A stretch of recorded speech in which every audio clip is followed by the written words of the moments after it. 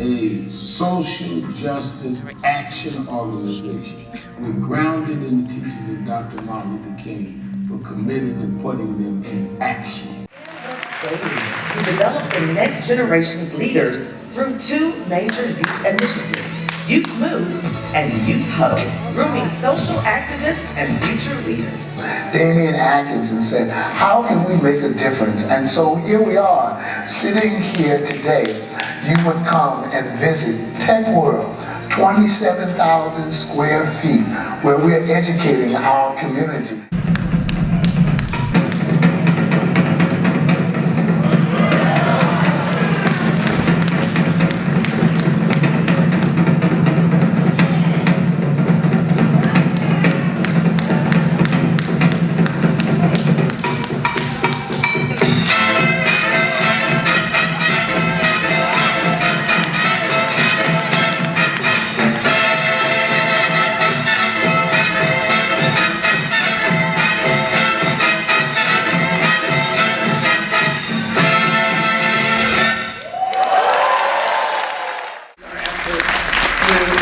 Additional initiatives that are designed to support nonprofit organizations across the country in terms of reaching out to local communities to make sure that people understand the importance of broadband access and internet access as well. To make sure that we are incorporating diversity and inclusion into every aspect of our business. They're led and guided through an external diversity and inclusion council, of which we're so proud to have Reverend Sharpton serve as an important and vital member of that group.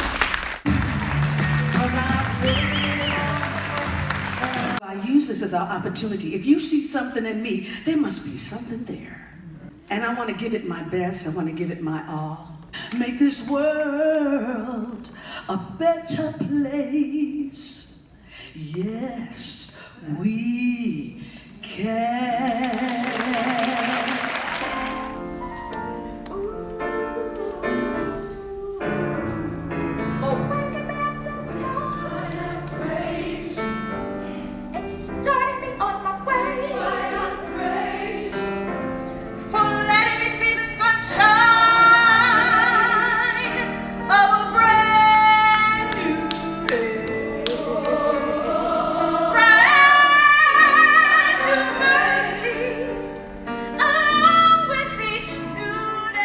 She stood up for us when many people would not stand for us as a community, as a city, as a nation. So thank you to the National Action Network and to the Reverend Al Sharpton for this award. Al and I have marched side by side more than once in gay pride parades, and I really thank him for that. I really thank him for showing up for the LGBT community in such a visible way. It is always good to have a reverend in your corner. So it's really an honor to be getting this award alongside such a stellar roster of honorees and from an organization that is on the ground in so many locations across the country, doing the important work on so many important issues. Justice and equality matter. I am being given the award tonight because of my work fighting for better and more equal funding of public education in New York City and in New York State. I am a proud New York City public school graduate. As is my oldest child, Sam, who turned 21 this month. I am the proud public school parent of Sam's brothers, Charlie and Max, who are in 10th and 1st grades, respectively. And I am the proud wife of Christine Marinoni, who I met fighting for education funding when she was the New York City director of an organization called the Alliance for Quality Education. For us. For us, it always has been, and it will always be all about education. Now, when education in New York works, it's great. And when it doesn't, it can be dismal. And you can have schools with art and gym and enough teachers to go around, and you can have something that looks and feels perhaps not coincidentally more like a jail. And that is mostly determined by the zip code in which you live, which is almost always determined by your income and too often by your race. And that's not right, and that's not the way it's supposed to be, and that's not the way it has to be. New York State comes in 49th when it comes to equality of funding, which means that every other state in the union, except for Illinois, is doing a better job of funding its students fairly than we are. Every single one. The top 100 school districts in New York spend $10,000 more per pupil than our 100 poorest school districts. Under Andrew Cuomo, education funding in New York State has been dealt blow after blow and has grown even more unequal than it was when he took office, and that is saying a lot. We are the second most unequal in the nation, and it's not because he doesn't have the money, because Governor Cuomo gave millionaires and billionaires a tax cut of over $2 billion a year. But here is the good news. 2018 is the year the Democrats are going to take back the New York State Senate and make Andrew Cuomo or whoever is our next governor do the right thing. We already have a Democratic majority if it were not for a small group of renegade senators, the IDC, who were elected as Democrats and call themselves Democrats, but who caucus and vote with the Republicans, giving the Republicans the majority. But they are incredibly vulnerable, and they know it. We are coming after them, and they are going to return to the fold, or we are going to vote them out as sure as I am standing here. Enough is enough. Democrats have to be Democrats, and if they're not, we are voting them out.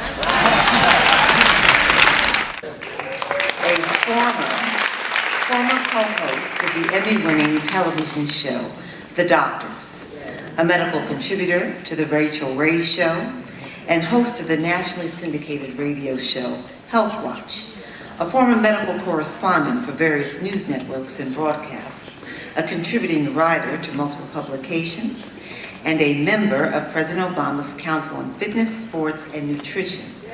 Dr. Ian Smith has committed his life to improving the health and wellness of millions of people.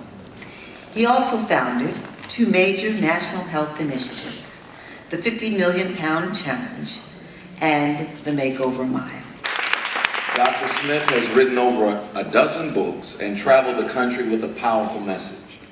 A message dedicated to ending the epidemic of obesity, diabetes, and health disparities in our country, and wants to make healthy living a right for all people, regardless of race, background, age, or ability. If you have not read his latest book, Blast the Sugar Out, you should. It affirms something that I have been saying this entire year, that we are losing more people to sweets than we are to the streets.